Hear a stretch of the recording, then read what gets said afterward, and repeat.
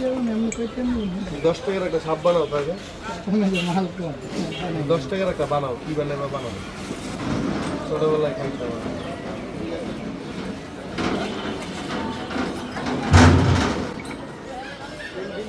বানাও কিটা? সিনিয়র মজা তেমন আড়াইলা হয়ে যাবে। আড়াইলা না হলে আমরা জিনিসটা বানালে খারাপ পাইবেন না।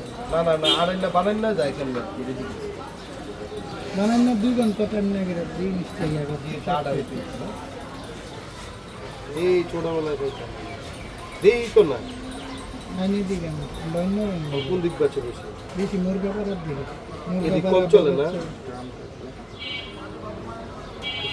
হাতের দিক দিয়ে আমার হচ্ছে ইয়া আমাদের হচ্ছে গাউসিয়া কালীবাড়ি বরপা পাখি।